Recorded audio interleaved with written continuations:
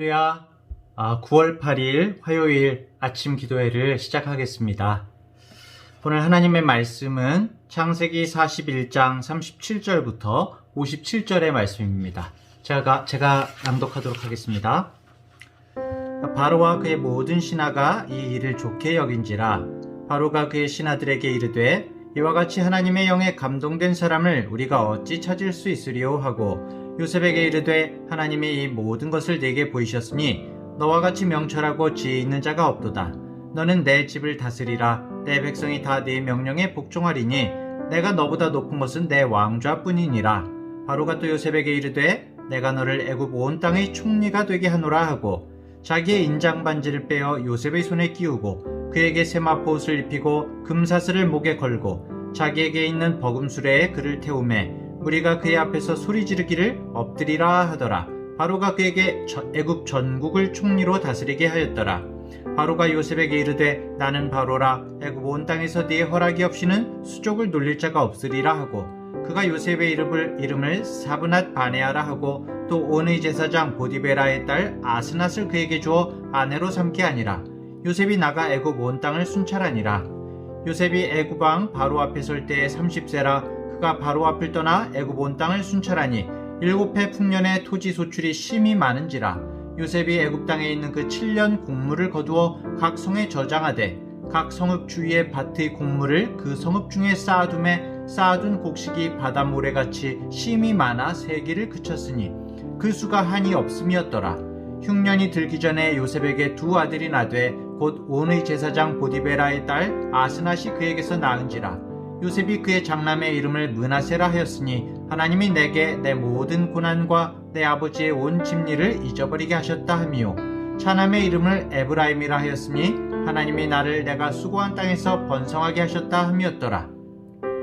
애굽 땅에 7해 풍년이 그치고 요셉의 말과 같이 7해 흉년이 들기 시작하매 각국에는 기근이 있으나 애굽 온 땅에는 먹을 것이 있더니 애굽 온 땅이 굶주림에 백성이 바로에게 부르짖어 양식을 구하는지라. 바로가 애굽 모든 백성에게 이르되 요셉에게 가서 그가 너희에게 이르는 대로 하라 하니라. 온 지면에 기근이 있음에 요셉이 모든 창고를 열고 애굽 백성에게 팔세. 애굽 땅에 기근이 심하며 각국 백성도 양식을 사려고 애굽으로 들어와 요셉에게 이르렀으니 기근이 온 세상에 심함이었더라. 아멘. 바로는 자기 꿈을 시원스럽게 해석해주고 그 대안을 제시하는 요셉의 말을 듣고 크게 감동이 되었습니다. 꿈을 해석하지 못하고 짤짤매던 다른 사람들의 모습과 너무나 차이가 나는 그 요셉의 클래스를 보면서 감탄을 한 거죠. 그래서 요셉을 애굽의 총리로 삼게 됩니다.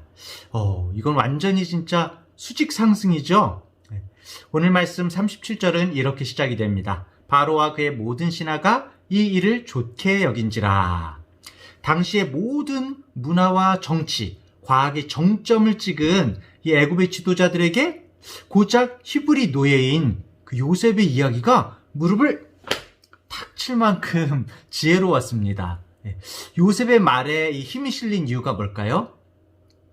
특히 38절에 바로가 요셉에 대해서 하는 말을 우리가 잘 봐야 됩니다. 바로가 그의 신하들에게 이르되 이와 같이 하나님의 영에 감동된 사람을 우리가 어찌 찾을 수 있으리요. 첫째로 하나님이 요셉과 함께 하셨어요. 본문 45절을 보면은 이 바로가 요셉의 이름을 사브낫 바네아라고 지어주거든요. 그 뜻은 신이 말씀하시고 살아계시다라는 그런 뜻입니다. 이방인이 봐도 요셉이 딱 하나님과 함께하는 사람이었던 거예요. 요셉의 모든 말과 행동이 하나님으로 가득 찼던 것입니다. 요셉의 모든 존재가 하나님의 살아계심을 증명하는 통로였습니다. 간절히 원하기는 우리 성도님들도 모든 말과 행동에서 하나님의 영이 드러나시기를 간절히 축원합니다. 자, 두 번째로 요셉에게 왜 이렇게 영적인 권위가 있었을까요? 바로 주어진 환경에서 성실과 정직으로 살았기 때문입니다. 애굽에 팔려온 이 노예 소년이 보디발 장군의 집에서 그냥 보내지 않았죠. 성실과 정직으로 애굽의 문물과 일들을 익혔어요. 억울하게 지하 감옥으로 내려간 후에도 이 좌절과 분노의 시간으로 자신의 인생을 낭비하지 않고 파괴하지 않고 계속 그 안에서도 인정받고 정직과 성실로 환경을 꾸려가게 됩니다. 주로 그 감옥들이 왕의 측근들이나 이 정치범들이 수용되는 곳이었던 것 같아요. 그래서 그곳에서 그 사람들을 통해서 애굽의 정치나 경제, 사회 문화 전반을 깊고 넓게 익혔을 것입니다. 요셉 자신이 애굽 총리가 될 것을 예견했기 때문은 아니고 단지 주어진 삶의 자리에서 하루하루를 허투루 보내지 않은 거죠. 이런 정직한 시간들이 쌓여서 애굽의 총리의 역할을 감당할 내공이 길러진 것이죠. 물론 하나님께서 다 예비하신 것이지만 요셉 자신의 그런 자세도 굉장히 중요한 것입니다. 우리는 때때로 기도를 하거든요. 하나님, 제게 뭘 주세요? 어떤 자리를 주세요? 직장에서, 사회에서 뭘 할 수 있도록 해주세요? 그런데 우리가 이렇게 기도를 하면서도 정작 그 자리를 감당할 만한 그 내공을 기를 그런 생각은 하지 않을 때가 많이 있습니다. 내공을 쌓는 일은 고단하고 괴롭죠. 준비하지 않고 유행만 바라는 것은 진정한 믿음이 아닙니다. 하나님은 무엇을 담기 전에 그릇을 빚으시거든요. 요셉이 13년간 하나님 앞에서 큰 그릇으로 빚어졌습니다.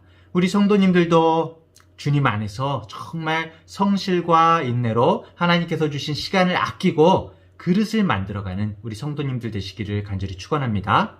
자, 오늘 말씀에 또 보면은 애굽의 총리가 된 요셉이 제사장의 딸 아스낫과 결혼을 해요. 그래서 두 아들을 얻는데 아들들의 이름을 딱 보면은 요셉의 신앙 고백이 담겨 있습니다. 첫째 아이의 이름이 므낫세예요. 본문 51절에 보면 요셉이 그의 장남의 이름을 므낫세라 하였는데 하나님이 내게 내 모든 고난과 내 아버지의 온 집이를 잊어버리게 하셨다 하며 요셉이 하나님 안에서 모든 것을 잊었다고 고백을 합니다.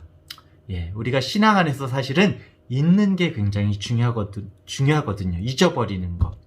십자가에 우리 예수님은 우리를 새로운 존재로 빚으셨거든요. 우리 성도들이 과거의 그 수많은 감정적인 앙금, 미처 답을 찾지 못한 숱한 일들에 주님과 함께 모든 것들을 마침표를 찍어야 됩니다. 그것들을 질질 끌고 맺지 못하고 살아가서는 안 돼요. 많은 사람들이 과거와 결별하지 못해가지고 평생 다른 사람 미워하면서 용서하지도 못하고 자신도 용서받지도 못하고 상처받고 상처를 주면서 살아가지 않습니까? 요셉이 형들의 사건 그리고 보디발 집에서 일어난 그 사건에 대해서 분노와 부정적인 감정이 남아있다면은 이 요셉은 아마 굉장히 이런 그릇이 되지 못했을 거예요. 하지만 주님께서 이 요셉의 과거의 그 부정적인 감정을 지워주셨죠. 요셉의 고백처럼 과거와 정말 멋진 화해와 작별을 구하는 그런 요셉이 됐는데 우리들도 또한 그런 주님 안에서 잊을 수 있는 그런 성도들이 되시기를 간절히 바랍니다. 자, 둘째 아이 이름이 에브라임이었어요. 본문 52절에 보면 차남의 이름을 에브라임이라 하였으니 하나님이 나를 내가 수고한 땅에서 번성하게 하셨다 함이었더라. 이 번성함을 뜻하는 에브라임은 이 모든 것을 잊고 새로운 출발하는 요셉에게 하나님께서 주신 선물이죠. 요셉은 애굽의 총리가 되었고 이방 땅에서 두 아들을 얻으면서 번영을 경험을 하게 됩니다. 그런데 이 번성함은 요셉을 위한 것만이 아니었죠. 자신의 가족들과 또 사실은 하나님의 커다란 역사의 흐름 가운데, 구원의 흐름 가운데 이 예비된 그런 번영이었던 것입니다. 요셉의 고백은 하나님께서 주신 번영이 혼자만의 자신의 것이 아니라 온 가족을 구원하기 위한 하나님의 섭리라는 그런 고백인 것이죠. 에브라임이 성도에게 주신, 우리에게도 이 번영과 은사, 많은 재능들을 하나님께서 주셨죠. 그런데 이것을 나 개인의 만족이나 자신의 가족을 돌보기 위한 도구로만 그쳐서는 안 되는 것입니다. 반드시 우리들은 주님 안에서 더 많은 이들을 이롭게 해야 돼요. 살아계신 하나님을 드러내기 위한 도구로 사용이 되어져야 합니다. 우리 성도님들도 진짜 차고 넘쳐서 주님 안에서 차고 넘쳐서 자신의 재능과 또 부를 나누고 주님께서 기뻐하시는 모습으로 서시기를 축원합니다. 자, 말씀을 맺겠습니다. 하나님께서 요셉의 아픈 과거를 잊게 하셨고 하나님의 손길로 길을 열고 풍성하게 하심으로써 요셉을 통해 신실하신 하나님의 약속을 이어가셨어요. 우리가 억울하고 고단한 세상을 살아가면서 주님의 손길에 우리를 맡겨야 됩니다. 요셉처럼 억울한 일을 당해도 사람들은 알아주지 않아도 하나님께서는 다 알고 계시죠. 그렇죠? 오늘도 우리가 요셉처럼 성령의 감동으로 주님과 교제하면서 정말 바로를 감동시킴으로 가족을 구원하고 백성을 구한 것처럼 많은 사람들을 감동시키는 그런 삶을 사는 우리 성도님들 되시길 바랍니다. 우리 때문에 이 땅에 정말 감동의 물결이 널리 퍼져나갈 수 있기를 기도합니다. 그리고 마음 가운데 아까 전에 또 말씀드린 것, 우리 마음 가운데 남아있는 앙금과 상처들을 말끔하게 주님께서 지워주시고 더 많은 사람들을 이롭게 하도록 주님의 은혜를 우리 모든 성도님들에게 부어주시기를 간절히 축원합니다. 오늘도 성령님 안에서 하루를 충만하게 살아가시기를 간절히 바랍니다. 오늘의 기도 제목을 함께 나누겠습니다. 첫 번째로 나와 우리 가정을 통해서 하나님의 영광이 드러나게 하소서. 나와 내 가족만을 위해서 사는 게 아니라 정말 하나님의 영광이 드러나길 원합니다. 두 번째로 코로나로 인한 무력감, 포기와 절망의 영에 우리가 지배되지 않고 오히려 하나님을 신뢰해서 요셉처럼 믿음과 비전으로 승리하는 삶을 살게 하소서. 이렇게 기도했으면 좋겠고요. 세 번째로 선교사님들을 위해 기도했으면 좋겠습니다. 우리나라 대한민국 선교사님들이 약 2만여 명이 있대요. 2만여 명의 선교사님들이 능력 있게 사역을 감당하도록 도우시고 정말 성령의 강력한 역사로 말미암아 죽은 영혼들이 살아나게 하여 주시옵소서. 이렇게 기도해 주시길 바랍니다. 제가 기도하고 오늘 하루를 시작하시도록 하겠습니다.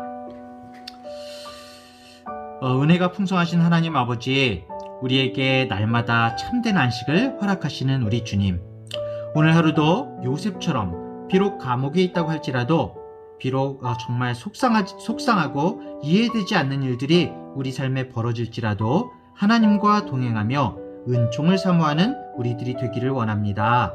왜 이런 일들이 나에게 있는지 당장은 이해할 수 없고 받아들일 수 없어도 모든 것을 살아계신 주님께 맡기게 하여 주시옵소서.